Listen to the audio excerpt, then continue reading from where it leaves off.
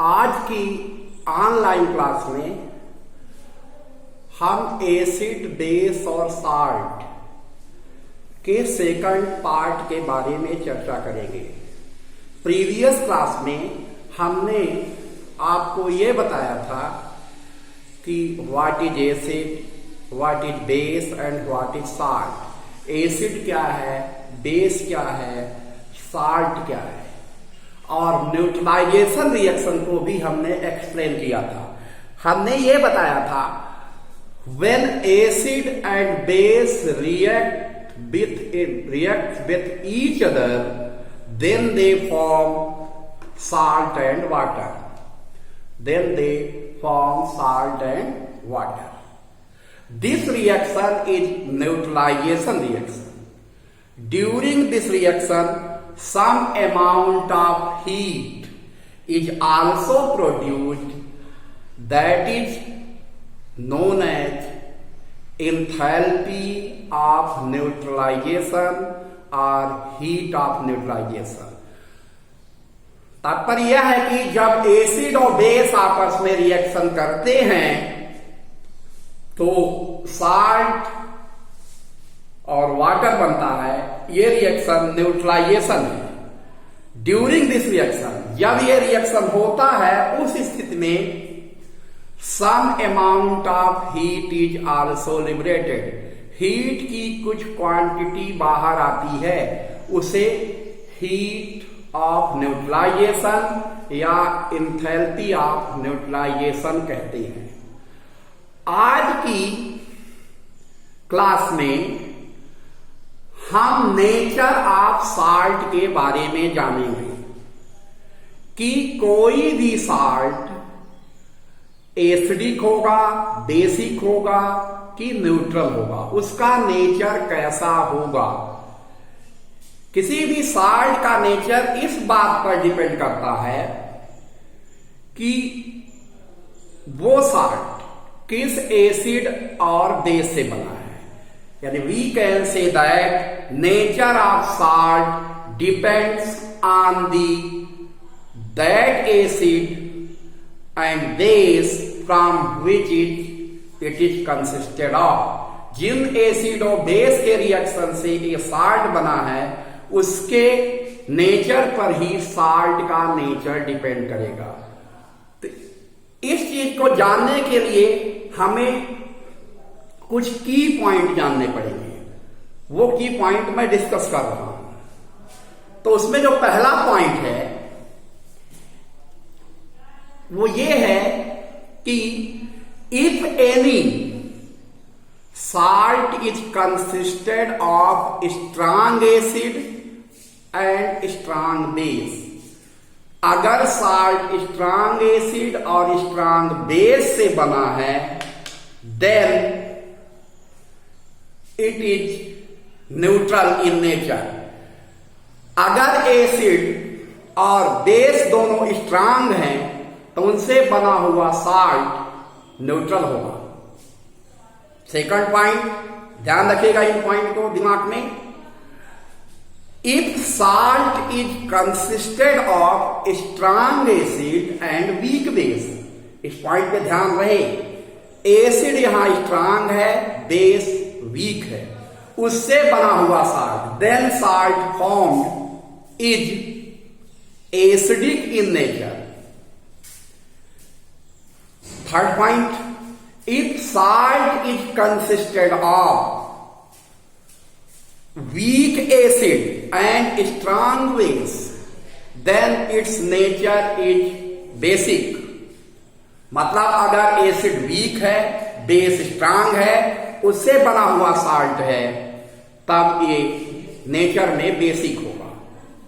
अब अगर दोनों एसिड और बेस वीक ही हैं तो उस केस में नेचर स्लाइटली एसिडिक भी हो सकता है, बेसिक भी हो सकता है और न्यूट्रल भी हो सकते हैं। अगर दोनों एसिड और बेस बराबर वीक हैं तब तो न्यूट्रल होगा।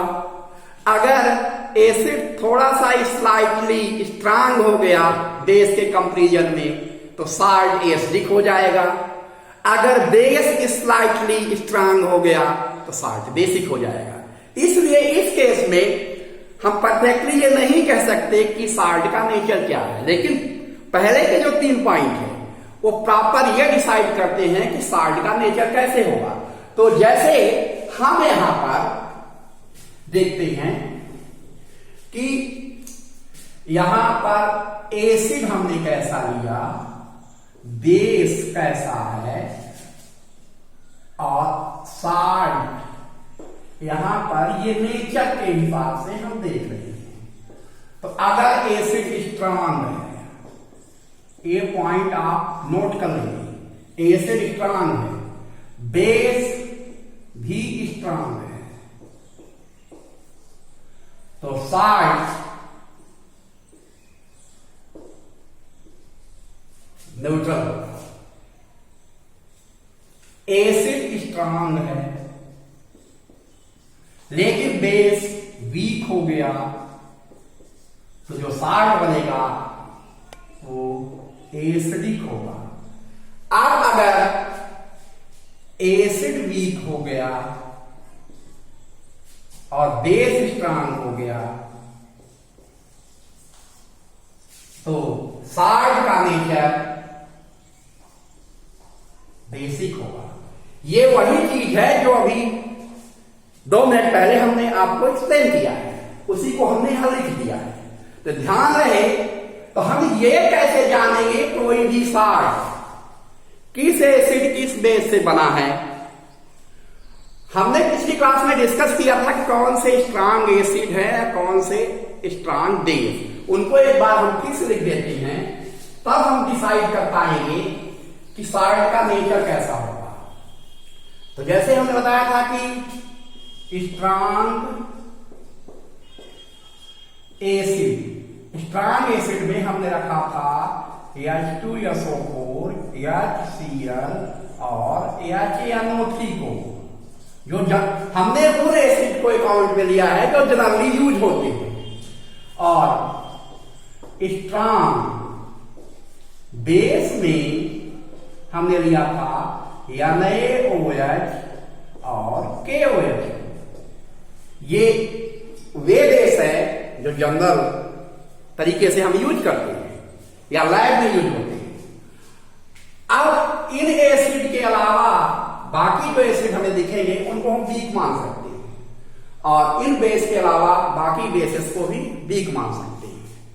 तो ये तो पहले डिसाइड हो गया कि कौन सा स्ट्रांग एसिड है, कौन सा स्ट्रांग बेस। अब हम किसी साल्ट का नेचर जानना चाहते हैं। तो जैसे सबसे पहले हम कॉमन साल्ट को ही लेते हैं, जिसका यूज हम डेली लाइफ में करते हैं, वो कैसा है, एसिडिक है कि बेसिक है कि न्यूट्रल है। सोडियम क्लोराइड या NaCl। तो इसका तरीका ये होता है कि आप पहले इसको ब्रेक करिए।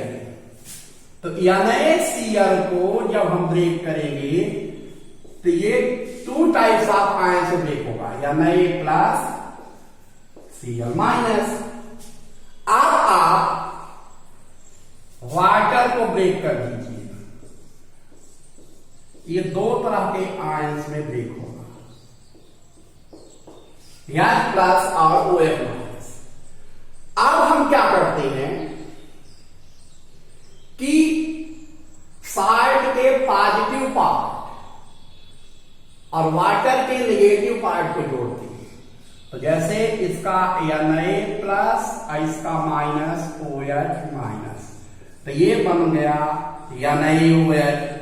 अब हम जानते हैं कि NaOH स्ट्रांग बेस है। NaOH कैसा है, स्ट्रांग बेस। अब प्लस और माइनस इनको ले लेते हैं, H+ Cl-, HCl। Hydrochloric acid ये स्ट्रांग एसिड है। तो इससे ये रिजल्ट निकला कि NaOH का जो NaCl का जो फॉर्मेशन हुआ है वो स्ट्रांग एसिड, हाइड्रोक्लोरिक एसिड और स्ट्रांग बेस NaOH से हुआ है। अब पहले ही हमने की पॉइंट में आपको बताया है कि अगर कोई भी salt strong acid strong base से फॉर्म होता है तो न्यूट्रल इन नेचर होगा। तो इस तरीके से सोडियम क्लोराइड न्यूट्रल होगा। एक एग्जांपल और हम लेते हैं, अमोनियम क्लोराइड को लेते हैं। अमोनियम क्लोराइड का फार्मूला NaH4Cl है। इसको हम ब्रेक करते हैं, NaH4Cl ये ब्रेक होगा तो हमें देगा NaH4 प्लस Cl माइनस। इसके बाद हम वाटर मॉलिक्यूल को ब्रेक करते हैं, H2O ये दे देगा H प्लस OH माइनस। अब इसके पॉजिटिव इसके नेगेटिव पार्ट को लेते हैं, NaH4 प्लस OH माइनस ये बन जाएगा NaH4OH। Ammonium hydroxide weak base है क्योंकि ये स्ट्रांग बेस की लिस्ट में नहीं है, जो भी हमने बताया है। और H प्लस Cl माइनस मिलके बन जाएगा HCl। ये हाइड्रोक्लोरिक एसिड है, ये स्ट्रांग एसिड है, वीक बेस और स्ट्रांग एसिड। तो अमोनियम क्लोराइड का जो फॉर्मेशन हुआ है वो स्ट्रांग एसिड और वीक बेस से हुआ है। अकॉर्डिंग टू की point it is clear that ammonium chloride is acidic in nature because it is formed by the chemical reaction of strong acid and weak base। अब next class में हम चर्चा करेंगे pH value के बारे में।